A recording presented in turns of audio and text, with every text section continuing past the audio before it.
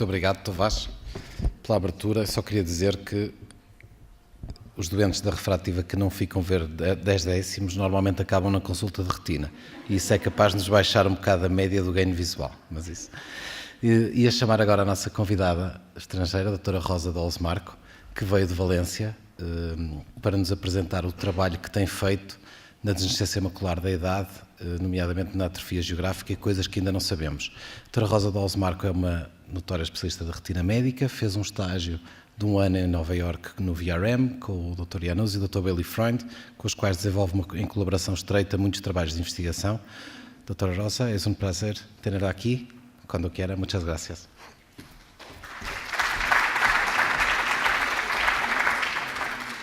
Muito obrigada por me convidar. Thank you so much. I'm so glad to be here, and we are going to review some ideas on AMD. We are used to talk about drusen and pigmentary changes in AMD, and then talk about advanced forms as geographic atrophy and neovascularization. But we know that there are a lot of lesions in between, and it's not the same to have age-related hard drusen with the new classification we call aging. It's not the same to have soft drusen, especially if this is associated with drusenoid PED when they coalesce into bigger drusen, or calcified drusen, because these type of lesions, they are going to have a lot of risk for advanced forms of AMD. And of course, there is a third type of deposit, the subretinal drusenoid deposits, that are really on high risk for geographic atrophy and also for neovascularization, especially for type 3. And also they are related to age-related choroidal atrophy, as Dr. Spade described, and outer retinal atrophy. So it's not the same to have the other. And also we're talking about geographic atrophy, and that is in 2, and this is a descriptive term. Now, model imaging, are we using geographic atrophy, or we have to use another update? How are we going to call this type of lesion geographic atrophy? Because it's associated with neovascularization, so it doesn't fit into the term of geographic atrophy. So that it's what we are going to review today, and of course we have to still learn a lot on this disease. Those are my financial disclosures, and part of this work is done with Dr. Freund in New York and Dr. Christine Curcio in Alabama. We have I have a grant, and I'm glad to work with them in a donor eye registry, and we correlate in vivo OCTs with ex vivo OCTs and ex vivo histology with eye tract histology, so it's a really exciting project. I have divided the talk in 3 different parts. One will be the mechanisms of atrophy, then the detection and measurement of atrophy, and then the characteristic OCT signatures that we can see in these kind of patients. So about the mechanism, some of the mechanisms have been already discussed in the discussion that on AMD before, at the beginning of the meeting.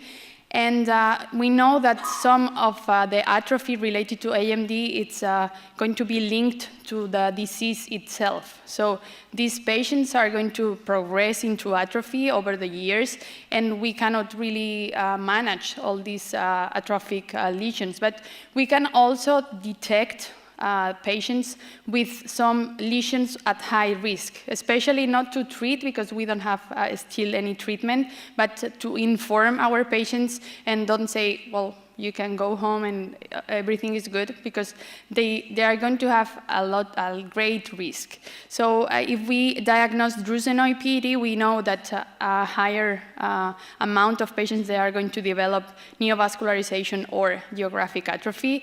If we detect drusen with signs of calcification, we know it's an earlier sign of atrophy.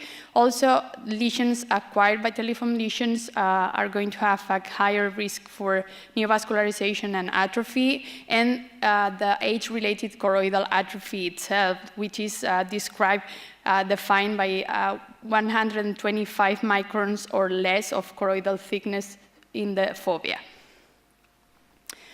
What about the neovascular complications? So we may have also atrophy related to complications in the neovascular part of the disease. So we may have some RP tears.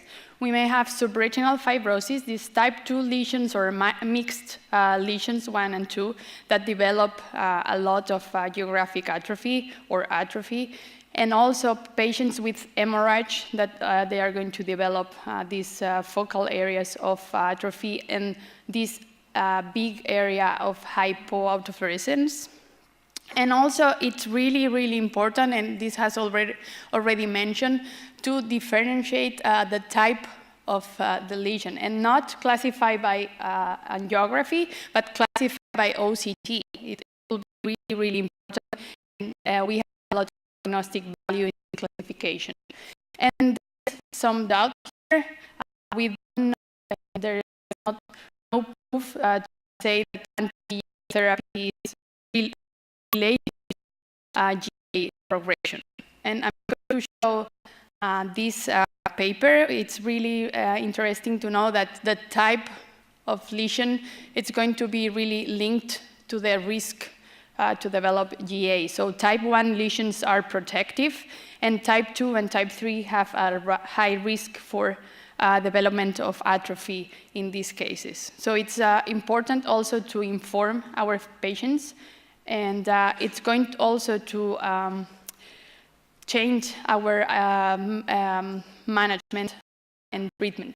And I'm going to present the case, the type 1 lesion in the right eye of this 78-year-old and an atrophic AMD in the left eye.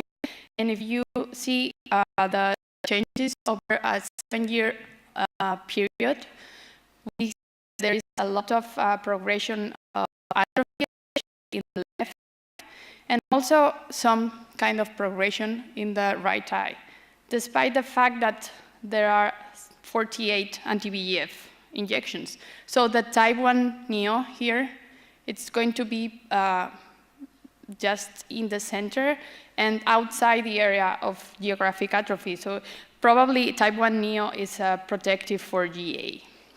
And this is the same patient. You will see the progression of geographic atrophy outside the area of neovascularization in the near-infrared reflectance in the right eye. But in the left eye, if we see the same progression, we are going to see that the progression of geographic atrophy, it's really fast. So I'm not saying it's not linked GA to injections, but there is, it's a really complex mechanism, and these patients have a lot of a multifactorial way to develop geographic atrophy. So we cannot really easily say that it's really linked to the injections.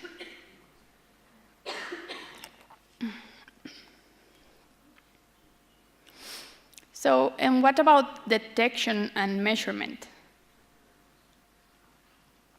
I'm sure how many people use autofluorescence to detect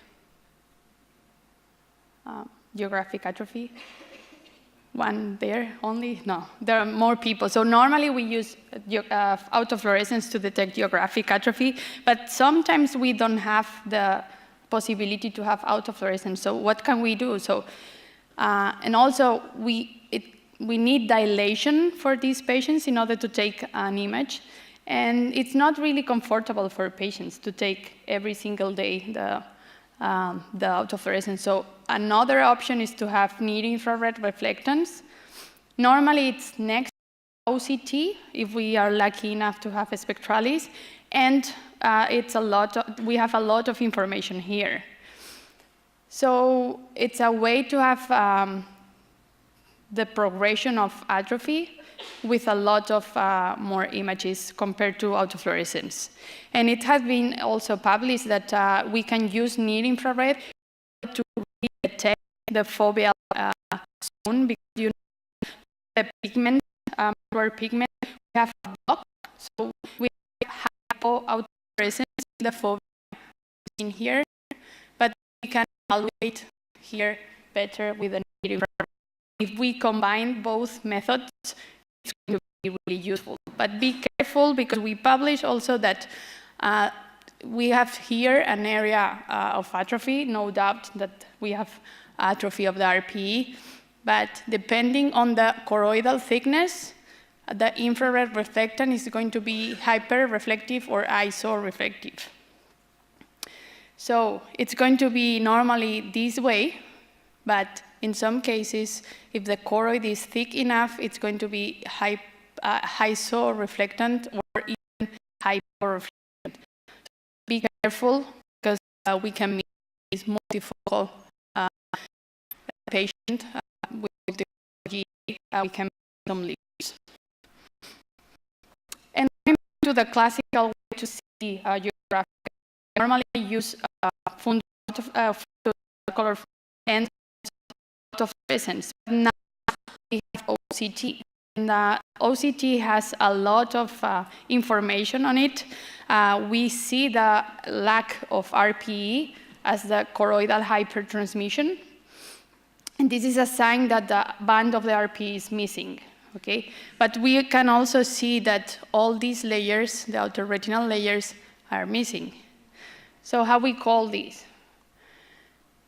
And how we call these kind of lesions? We have hypoautofluorescence here, but we have also a ring of hyperautofluorescence.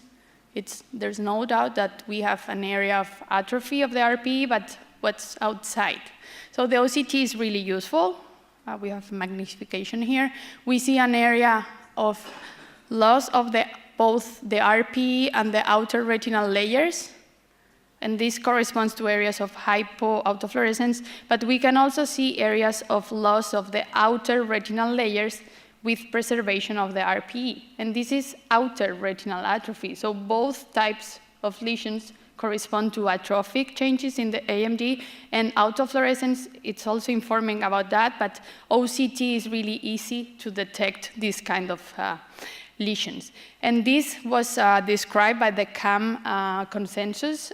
This is the classification atrophy meeting. And they have proposed these terms. So they call RPE and outer retinal atrophy when we have combined atrophy of both the RPE and the outer retina. And this is RORA. It will be complete when it measures more than 250 microns, and incomplete if we have a smaller lesion. And what about those kind of lesions with preservation of the RPE? Well, they have called them outer retinal atrophy, ORA. Okay, it's a little bit complicated, but it's it makes a lot of sense. RPE and outer retinal atrophy, RORA, or ORA, when you have only atrophy of the outer retinal layers and you have preservation of the RPE. And this is going to really be the way we are going to describe atrophic changes, especially when using OCT. And nowadays we are using OCT every day. So when we are calling geographic RPE and retinal atrophy, but in the absence of vascularization, because this is the definition of geographic atrophy, it would be the incomplete geographic atrophy or smaller lesions. And what about the rest of the patients? Because we have a lot of patients with neovascularization and atrophic changes. So we can use the term macular atrophy, and that will combine all the atrophic changes in these kind of patients with neovascularization. So the question is how we measure then, with all this new definition, how we measure atrophy. We can measure the choroidal hypertransmission, but we can also measure the subsidence of the OPL or the loss of the ELM. So what we use? In this case, for example, we have hypertransmission. It's quite clear, and we can easily define the area, but look at the RPE. It's not really correlated directly to the area of hypertransmission.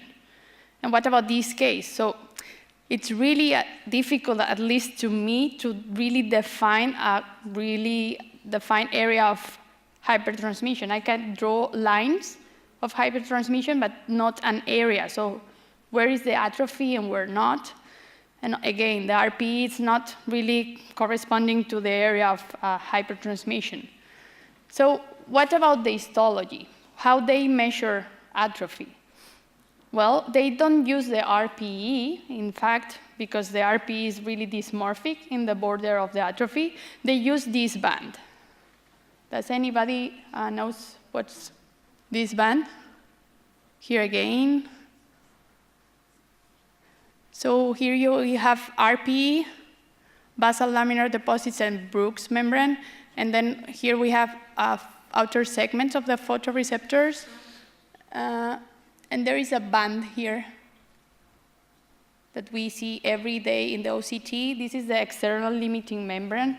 So this is called ELM descent, which is the curve that the ELM draw towards the Brooks membrane in the border of the atrophy. So this was described by Sarks long time ago, and this is the definition by histology of atrophy of the photoreceptors. And we are now using, with Dr. Curcio, this definition. You see the ELM here, and you see the ONL going down, and the subsidians, and the RPE. We are now using this ELM descent in the histology and the OCT in order to define the border of the atrophy. This is a work that was submitted to American Journal of Ophthalmology recently, and we see that the ELM descent is visible in the OCT. You have the red arrows drawing the ELM, and the descent is marked with this green asterisk. And also the correlation with eye tract histology. So we both see this ELM descent in the histology and the OCT, and it could be a marker for atrophy. What's the problem with hypertransmission? We found in this project, we found that only 22% of the borders that we analyzed correlated the ELM descent with the hypertransmission. So it's, the hypertransmission could be more variable, as I have shown, because the RPE gets really disrupted in the border. Whereas the ELM descent, it's more always located in the same location. It's the border of our retinal atrophy. So another thing is that ELM visible in OCT unless it's really not good, and the descent is visible. And also, we don't see, in these cases of RORA, of outer retinal atrophy and and RPE atrophy, we don't see ELM in the area of atrophy. So we are proposing that the ELM descent may be useful in OCT as a marker of the border of atrophy. But a lot of to learn is still a lot of to learn, because we have still to know if this is really clinically relevant and we can measure all the patients with this new marker. And last but not least, we can detect some OCT signatures in patients with geographic atrophy. The first of them, it's going to be quite familiar now for you, because if you see here, you can see that there are some round lesions appearing here. And if we see the steps marked here, you see the ELM going curved and scrolling and then forming these round lesions. This was described in OCT in 2009 by Dr. Freund as outer retinal tubulation, but in fact was first described in histology by Dr. Curcio in 1996. And the characteristic of this lesion, it's a neurodegeneration, and normally it's located in the outer nuclear layer, and it's characteristic to have this hyperreflective band, which is really useful to recognize this type of lesion and differentiate this lesion from cysts. So this round lesion here is ORT, outer retinal tubulation, and this band corresponds to the ELM and the mitochondria. And why it's related to the ELM descent? Because we have seen that if we follow the ELM, we can have steps on the formation of outer retinal tubulation, and we have proposed these steps from flat to curved, and then reflected, and then scrolling. And why it's important? Because if we see the ELM scrolling, maybe we think it's a point of no return to have the formation of outer retinal atrophy. So it will be really important in patients that are going to have some gene therapy in choroideremia, or some therapy in cases when we will have in the future therapy for geographic atrophy. We also know that in cases with this ORT tubulation, we have also this kind of lesion. And for sure you know that this kind of lesion was described by Dr. Moniz in 2012. And he described this lesion as a hyporeflective wedge-shaped band. And this is only the physical properties of the fiber layer at the edge of the atrophy. Not really a sign of, it's just a position of the fiber layer in the order of the atrophy. But it's important to differentiate this shape, this wedge shape, from the other wedge shape described by Dr. Kerkes. And this is completely different because it's not really a wedge shape, it's more a plateau.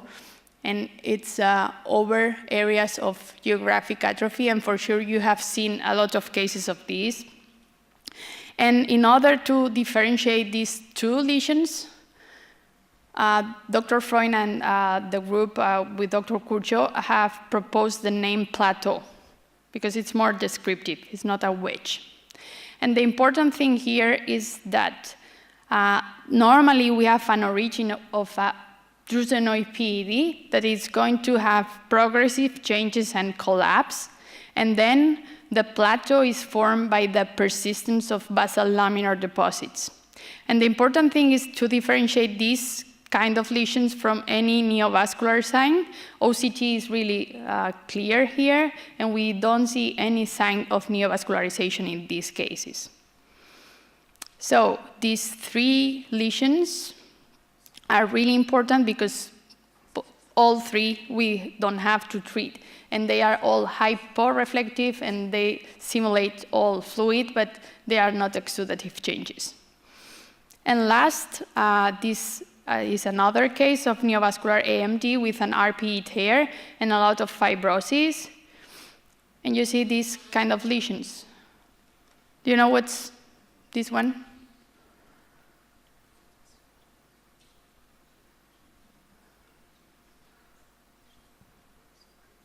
Well, this is a choroidal vessel, and what about this one? This is hyporeflective with this tail of hypertransmission. Have you seen these lesions? So this was described also by Dr. Kerkes in 2016, and they called these lesions choroidal caverns. They describe it in geographic atrophy, and the hypothesis was that this corresponds to non-perfused ghost vessels. And they don't mention, but they illustrate this tail of hypertransmission, that it's going to be really important. And we have a different hypothesis, and this work has recently accepted for ophthalmology. So this is an 80-year-old male with geographic atrophy, and we see the infrared with all these hyperreflective lesions next to the choroidal vessels. And if we do an OCT, unfast OCT, a structural OCT, we see all these hyporeflective lesions around the choroidal vessels. And in the structural B scan, it's really characteristic to have a hyporeflectivity with a tail of hypertransmission. This is the unfast OCT again, and if we do an OCT-A, we don't see any flow inside. So we can easily differentiate these lesions from choroidal vessels. And also the distribution is characteristic. They are round and they are next to the vessels. We did a literature of the leads seen on OCT, a lot of use of OCT in cardiovascular diseases, and the lipids are seen hyperreflective when they are droplets smaller than 5 microns, but they are seen hyporeflective when they are larger. So in this case, we have a larger lesion, about 50 microns, and we know that the choroidal vessels are going to absorb a lot of light compared to the lesions these lesions that we think they are lipid, okay? And why they have this tail? Because the lipids don't absorb light compared to the choroidal vessels, and that's why a lot of light passes through the globule, and we have this hyper transmission. So anybody knows of lipids in the retina or the choroid? Anybody from surgery, maybe? We have seen these similar lesions when we use surgical, when we use silicone oil, and we have retained intraretinal silicone oil. And we have these hyporeflective lesions with tails of hypertransmission. But also, if we go back to 1966, Dr. Friedman described the globules in the choroid, lipid globules, in patients with normal retinas or in cases of AMD or diabetes. So Dr. Curcio was working on these globules, and she has described these globules in 42.3% of normal retinas and normal maculas, and they are located around the choroidal vessels, next to the choroidal vessels, and the main characteristic located in the choroid, but also in the sclera, even the space. The most important characteristic extracellular, they are extravascular. Choroidal vessels, and there are no inflammation, so we think physiologic. So we think that caverns correspond to lipid globules, and this is an emphased view we have seen clinically, but this is an emphased view of the histology. You see the arteries and the veins in the choroid, and next to these vessels, we see the globules in the same distribution than the unfast OCT. So those were the lesions that I wanted to present. So in conclusion, the utility of the OCT in evaluating patients with AMD, it's of course, there's no doubt. The spectral domain OCT can show really cellular and subcellular details, and we have seen examples of these and correlation with histology.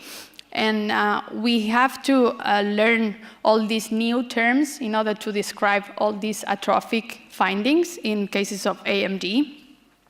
It's important to differentiate the type of deposit that we have, because this is going to change the prognosis of the patient, and especially if we have special lesions as drusenoid deposits, mineralized drusen, acquired conditions, or age-related choroidal atrophy, and also detect some that may mimic intraretinal fluid, but they are not necessary to be treated because they are not related to the exudation. So thank you so much, and especially thanks to Dr. Christine Kurcho and Dr. Freund for allowing me to work with them. Thank you so much.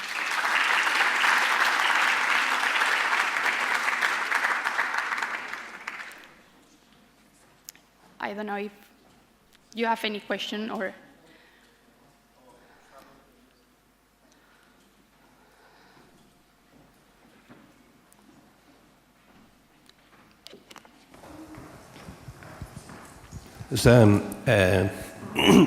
In Spanish? I don't know. Go. Okay. Congratulations por esta presentación, es muy buena, muy completa. Y son imágenes muy bonitas. Y está muy bien sistematizado. Todas las descripciones de los hallazgos o findings que tenemos en el OCT y que son nuevos, y creo que está presentado de una forma muy didáctica. Gracias. Muchas gracias. Una pregunta nada más, que es de la primera parte de la presentación, en que las RAP, las Type G y las Type 1 aparecen como asociadas pós-tratamento a un aumento o más propensas a tener Geographic Atrophy.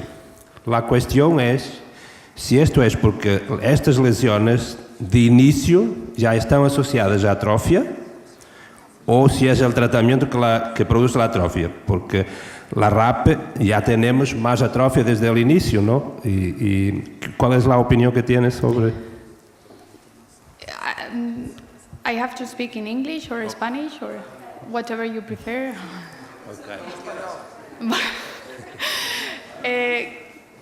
Well, I think I'm going to speak in English because I don't know if you all speak Spanish. So I think, well, type 1, I think it's protective. And type 2 and type 3, of course, because of the physiopathology of the lesion, they have already geographic atrophy at the beginning of the treatment. What I think is type 3 is especially related to multifocal areas of geographic atrophy. So I don't think all the atrophy is related to the lesion itself, because normally these cases have a lot of patches of atrophy. So I think it's mostly related to, have associated age-related choroidal atrophy. They have also associated subretinal drusenoid deposits. So their choroids are really in a bad shape. So I think it's mostly related to the physiopathology of AMD, but not to the intravitreal injections itself. But as Sarah has mentioned in the discussion, I will treat these patients more with a PRN approach, not with a treat and extend or monthly based protocol, because I don't have any proof that intravitreal injections are going to have GA, but in case of doubt, I prefer to treat in a proactive way, not in a reactive. In a reactive, not in a proactive way. And for the type 2, they have a lot of outer retinal and RPE atrophy, and the response is really good, but the prognosis is really bad because of these changes. But I think it's mostly related to the disease itself.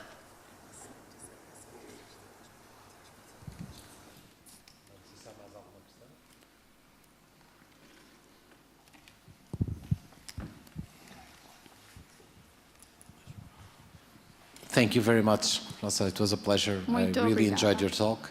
I think this was the first time that I actually managed to stay awake while showing histology, which is brilliant. So the talk is really very good.